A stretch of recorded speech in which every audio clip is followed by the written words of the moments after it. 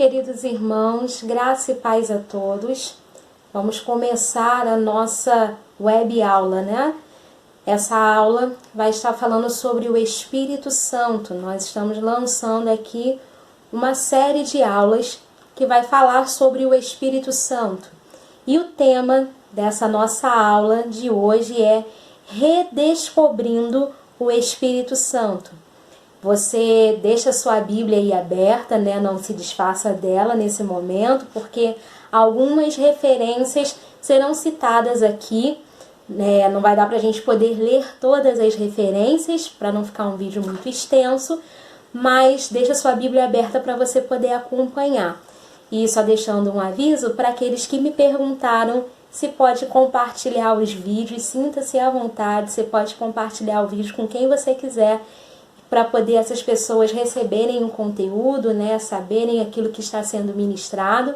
Você pode compartilhar, sinta-se à vontade. Aproveita para se inscrever no canal, deixar aí o seu like, ativar o sininho, porque com isso ajuda o canal a crescer e a poder cada vez mais pessoas aprenderem da palavra do Senhor. Então, o nosso tema hoje é Redescobrindo o Espírito Santo. Por que redescobrindo o Espírito Santo? Que a gente vai meditar um pouquinho sobre isso. Então, eu quero convidar você a abrir a sua Bíblia no livro de João, no capítulo 14. Nós vamos ler do verso 16 e o verso 17, em primeiro lugar, né? Então, João, capítulo 14, do verso 16 ao verso 17, a gente vai estar falando sobre o Espírito Santo, que diz o seguinte. O título aqui está na minha, Jesus promete outro Consolador. E eu rogarei ao Pai, e Ele vos dará outro Consolador, a fim de que esteja para sempre convosco, o Espírito da verdade, que o mundo não pode receber, porque não o vê, nem o conhece. Vós o conheceis, porque Ele habita convosco e estará com vós. Não vos deixarei órfãos, voltarei para vós outros.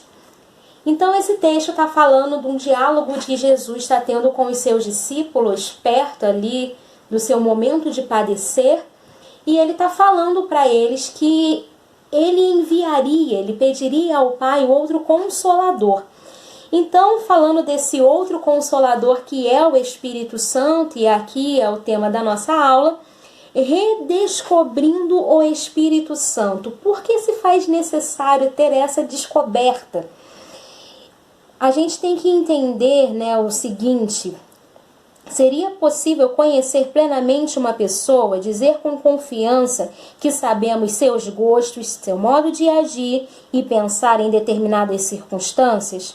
Se nos é difícil responder isto quando nos referimos a uma pessoa humana, quanto mais ao falarmos de uma pessoa divina, a terceira pessoa da Trindade. Para melhor entendermos o Espírito Santo, é necessária uma atitude de humildade que nos faça perceber que talvez o conheçamos pouco e que muitas vezes temos negligenciado a intimidade com Ele. Então, a gente precisa entender que para a gente poder descobrir e redescobrir o Espírito Santo, a gente precisa, em primeiro lugar, buscar.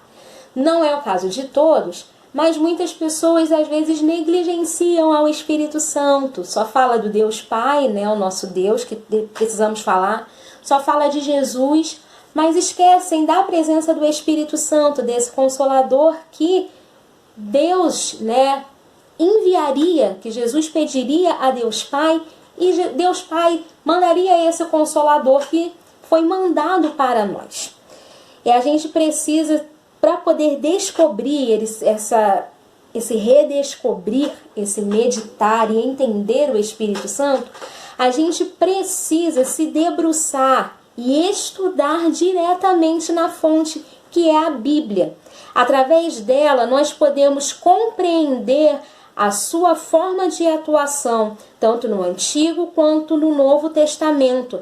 É na Bíblia que o Espírito Santo nos é apresentado. Então, para entender o Espírito Santo, é claro que a gente tem vários livros de teologia sistemática, livros que falam sobre o Espírito Santo, Mas nada melhor para poder a gente aprender sobre o Espírito Santo do que nós olharmos para a Bíblia. É a melhor forma da gente aprender sobre ele. Essa aula, essa série, né? Essa primeira aula da nossa série está baseada numa revista nossa. Eu vou deixar a foto aqui depois para vocês verem. É uma revista nossa da Igreja Metodista Wesleyana que fala sobre o Espírito Santo. Então, algumas das nossas aulas serão baseadas nessa revista. Então, para a gente poder dar continuidade, a gente precisa, então, olhar para o Antigo Testamento. Porque as pessoas, às vezes, pensam que o Espírito Santo só começou a atuar no Novo Testamento, o que não é verdade. A gente vai ver atuações do Espírito Santo já no Antigo Testamento. Então vamos olhar aí e descobrir em quais textos a gente tem essa atuação. É possível observar que no Antigo Testamento atuações do Espírito Santo aconteciam.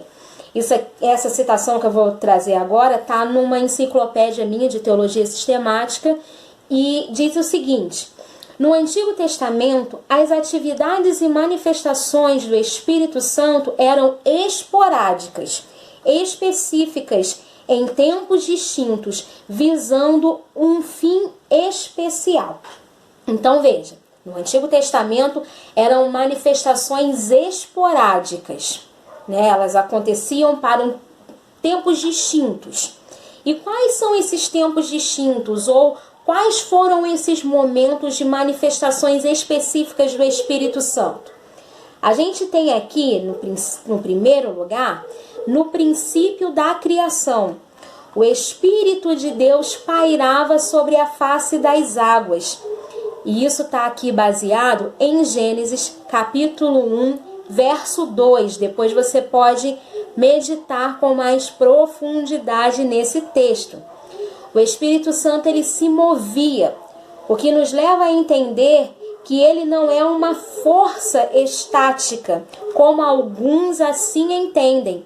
As pessoas muitas vezes, né, têm algumas correntes de ensinamento que dizem que o Espírito Santo ele é uma força estática, ele é somente uma força, o que não é verdade.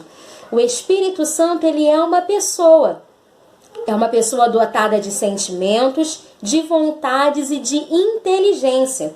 Algumas versões desse versículo de Gênesis capítulo 1 do verso 2 vai dizer que o Espírito Santo se movia sobre a face das águas, e é uma das versões que eu mais gosto, que diz que ele se movia, ou seja, ele tinha movimento, e a sua movimentação também movimentava a face das águas. Isso aí é no princípio da criação. A terra era sem forma e vazia, e o Espírito de Deus se movia sobre a face das águas. Então a gente precisa entender que o Espírito Santo é uma pessoa. Ele não é uma força estática, uma força que não se movimenta, né, que fica ali paralisada. O Espírito Santo é uma pessoa. Num segundo ponto, dentro do Antigo Testamento ainda, o Espírito Santo ele atuava na capacitação de pessoas. E aí eu vou deixar a referência para você.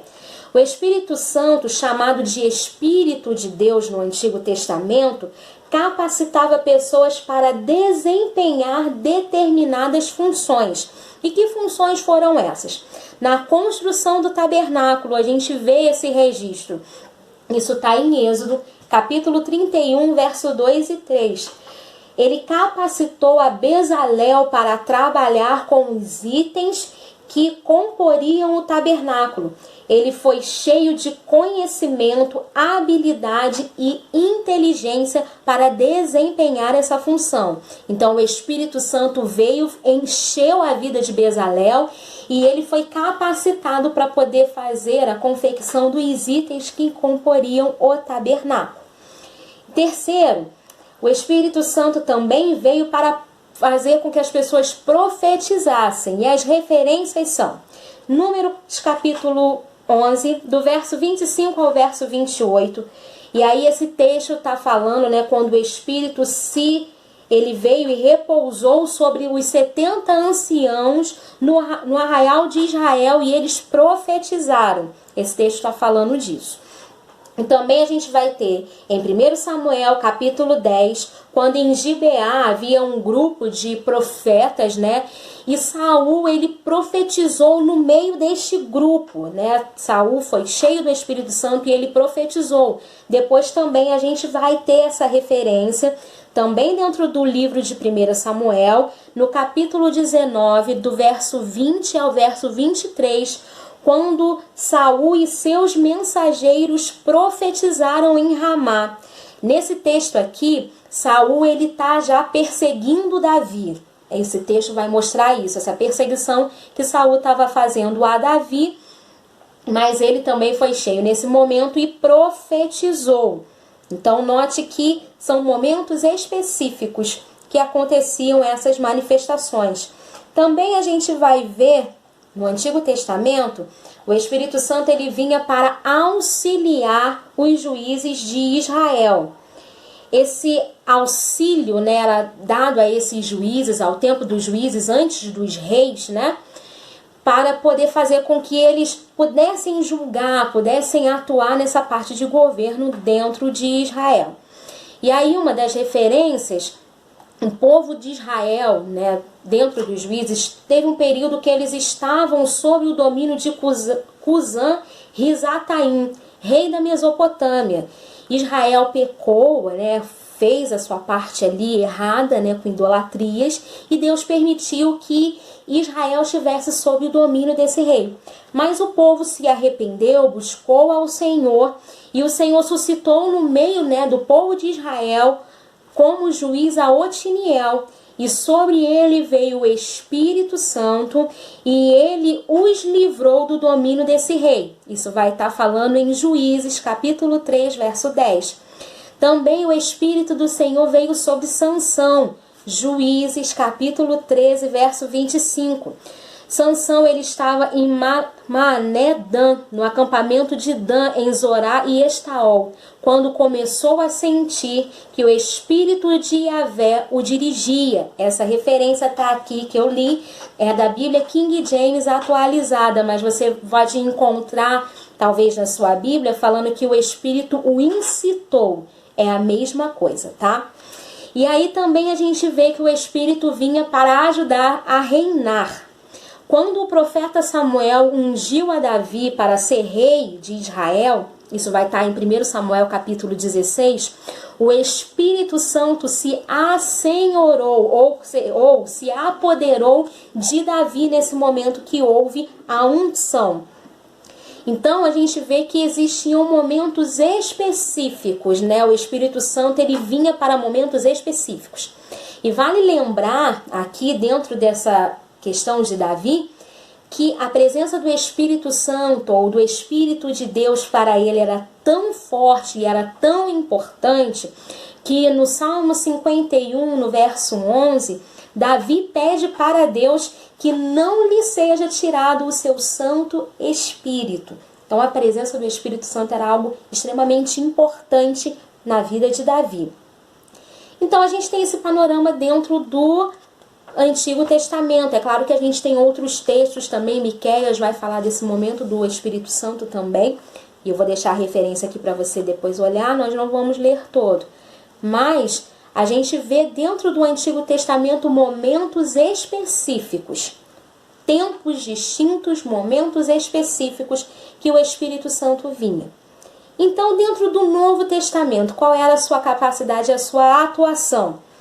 Então, fazendo a referência ainda dentro da nossa revista, vai dizer o seguinte: a pneumatologia neotestamentária não se apresenta como um bloco monolítico e estático, mas como uma realidade multiface e dinâmica, na qual se pode verificar um certo desdobramento de aspectos. Isso é Santana que está falando. Monolítico, né, a tradução dessa palavra, o significado dela é uma pedra gigante, sólido e inquebrantável. E pneumatologia é o estudo sistemático sobre a pessoa e obra do Espírito Santo. Então você tem aí a tradução do que significa, ok? A atuação do Espírito Santo não ficava limitada dentro do Antigo Testamento, ela é multiface, ela é ampla, né? Ela abrange e tem várias riquezas de detalhes. Então a gente vai ver a atuação do Espírito Santo começando na vida de Jesus. E isso já começa na própria concepção, no próprio nascimento de Jesus Cristo. Lucas capítulo 1, verso 35, vai dizendo, ali quando o anjo Gabriel vai falar com Maria, ele diz que o Espírito Santo desceria sobre ela e a envolveria. Tem até uma canção que se baseia nesse texto: descerá sobre ti o Espírito Santo e o poder do Altíssimo te envolverá. É a referência a esse versículo do capítulo 1 de Lucas. Então a gente vai vendo aí que o Espírito Santo envolveria Maria para que Jesus pudesse nascer, né? E o que dela fosse gerado era o Filho de Deus, a referência desse texto. Em segundo, a gente vai ver o Espírito Santo na vida e no ministério de Jesus. No seu batismo, a gente vai ver a manifestação ali das três pessoas da Trindade, do Deus Pai, do Deus Filho e do Deus Espírito. O Espírito Santo ele vem em forma de pomba, Jesus está sendo batizado ali e há a voz de Deus Pai falando de forma que todos aqueles que estavam no momento do batismo de Jesus ouviram ele dizendo que este é o meu Filho amado em quem eu me comprazo ou em quem eu tenho prazer.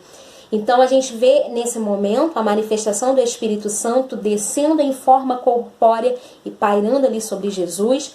Depois a gente vai ver o Espírito Santo conduzindo Jesus para o deserto para ser tentado. E isso vai estar em Lucas capítulo 4, verso 11. E essa outra fala que eu disse sobre a manifestação do Espírito Santo em forma corpórea vai estar em Lucas 3, verso 22, perdão. Depois a gente vai ver na vida dos apóstolos, quando no dia de Pentecostes o Espírito desceu sobre eles e sobre todos os que estavam reunidos naquele local, buscando a presença do Senhor, cumprindo-se aquilo que Jesus havia falado com eles. Isso vai estar em Atos 2. Depois a gente vai ver a manifestação do Espírito Santo na formação da igreja, tanto na igreja judaico-cristã, nesse momento, dessa formação da igreja primitiva, em Atos capítulo 4, verso 31, e também na vida dos gentios, Atos 8, do verso 15 ao 17, quando Pedro e João impuseram as mãos sobre aquelas pessoas e estas receberam o Espírito Santo. E no outro texto vai estar falando quando Paulo esteve em Éfeso e ele também impôs as mãos sobre aqueles homens, cerca de 12 homens que estavam ali, e eles, após serem batizados, o batismo das águas, receberam o Espírito Santo. Isso vai estar em Atos 19, do verso 5 ao verso 6. E dentro desse aspecto da igreja, que aí chega e abrange a nossa vida, nós não podemos nos esquecer de quem é o Espírito Santo. Por isso a gente precisa redescobrir, ir na fonte, buscar mais da presença do Espírito Santo. Então a gente precisa entender também dentro desse aspecto da igreja, que Jesus fala que mandaria o Consolador. Medita depois em João capítulo 14, depois em João capítulo 16, que você vai ver um pouco sobre a missão do Consolador.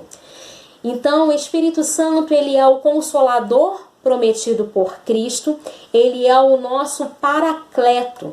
Paracleto significa, nessa palavra grega, alguém que pleiteia a causa de outro diante de um juiz, um intercessor, um conselheiro de defesa, assistente legal e advogado. Então, o Espírito Santo ele é o nosso Consolador, o nosso Paracleto. Ele é aquele que intercede, aquele que pleiteia a causa de alguém, aquele que está conosco. Ele também tem a função de convencer o homem do pecado. Isso está em João, capítulo 16, verso 8 e 9. Ele também é aquele que guia os discípulos a toda a verdade. E aqui não está falando somente dos discípulos, dos apóstolos de Cristo, mas está abrangendo a todos nós que somos cristãos. O Espírito, ele nos guia a toda verdade. A gente não pode esquecer disso. Ele capacita os cristãos, aqueles que seguem a Jesus, para serem suas testemunhas. Vai estar em Atos, capítulo 1, verso 8. Ele também vem para ajudar os crentes nas suas fraquezas e nas suas orações. Romanos 8, 26. Ele também distribui dons entre os cristãos. 1 aos Coríntios, capítulo 12, do verso 7 ao 11. E também para auxiliar o fiel a produzir fruto. Isso vai estar em Gálatas, capítulo 5, verso 22 e 23, quando a gente vai ver as obras da carne, né, o fruto do Espírito, não é os frutos, como muitos dizem, é o fruto do Espírito, né? Essa frase está no singular, o fruto do Espírito. E aí tem toda a descrição deste fruto, que aqueles que andam no Espírito precisam ter esse fruto sendo manifesto em nós. Então, no Novo Testamento, o Espírito Santo, diferente do Antigo, ele não vem simplesmente para momentos específicos. O Espírito Santo, no Novo Testamento, ele veio para fazer morada no coração dos crentes e enchê-los do seu poder. Sobre isso escreveu o apóstolo Paulo: acaso não sabem que o corpo de vocês é santuário do Espírito que habita em vocês e que lhes foi dado por Deus e que vocês não são de si mesmo? Isso está em 1 Coríntios, capítulo 6, verso 19. Então, como nós fazemos parte dessa obra, né, do Novo Testamento, dessa formação da igreja, o Espírito Santo já não vem mais para momentos específicos, mas ele vem para fazer morada no nosso coração. E aí a gente precisa também entender, em terceiro lugar, que o Espírito Santo ele é uma pessoa da Trindade. Nosso Deus, ele é um Deus trino. Deus Pai, Deus Filho e Deus Espírito Santo. Ele é aquele que faz parte da deidade, ele faz parte desta divindade. O Espírito Santo, ele é Deus. Nós não podemos esquecer disso e a gente vai ver nos próximos vídeos essas características que mostram que o Espírito Santo também é Deus. Ele é Deus como o Deus Pai e o Deus Filho. Eles são um. O que muda é apenas a forma de atuação dentro da economia divina. Então a gente não pode esquecer disso. Ele é Deus também. Então, às vezes as pessoas olham para o Espírito Santo e veem como algo inferior, porque como ele veio para anunciar toda a verdade, anunciar a Cristo, eles olham como se o Espírito Santo fosse um ser inferior, o que não é verdade, ok? Então, dentro de todo este assunto, que possamos então honrá-lo em nossos cultos, em nossa casa, no ambiente de trabalho, em uma sala de aula, sabendo que ele nos assiste em todas as nossas fraquezas, ok? Então vamos concluir a nossa aula, trazendo esse último pedaço aqui, dizendo o seguinte: quando nos aprofundamos ainda mais no estudo bíblico acerca da pessoa do Espírito Santo, quando o buscamos por meio da oração e da adoração e experimentá-lo, isso significa sairmos da superficialidade, a gente tem que ir mais fundo, buscar ele de uma forma mais profunda, viveremos a plenitude das promessas de Deus e veremos que onde o Espírito Santo está, ali há liberdade. Segundo aos Coríntios, capítulo 3, verso 17. Bem dissera Moody: sem o poder do Espírito, nosso trabalho será penoso. Com o poder do Espírito, ele se torna uma tarefa jubilosa, uma obra vivificante. John Wesley vai reiterar tal pensamento ao dizer que sem o Espírito de Deus não podemos fazer nada, a não ser acrescentar pecado sobre pecado. E aí a aplicação prática para nós dessa aula: estude os textos do Antigo e do Novo Testamento que mencionam o agir do Espírito Santo. Precisamos estudar, precisamos buscar, aprender e apreender, trazer conhecimentos para nós. A base bíblica fundamentará toda a experiência espiritual em sua vida. E peça a Deus para te conceder sensibilidade ao agir do Espírito Santo. Lembre-se que Deus não invade portas, mas está batendo e procurando um coração aberto ao seu agir. Busque refletir como está o seu relacionamento com o Espírito Santo. Aproveita esse tempo e faz essa reflexão. Se você vai constatar que ele está bom, glória a Deus, isso é muito bom. E aí procure aperfeiçoar ainda mais. Se o seu relacionamento com o Espírito Santo não estiver muito bom, estiver aí meio lá, meio cá, mais ou menos, peça a Deus esse fortalecimento e busque mais ainda a presença do Espírito Santo.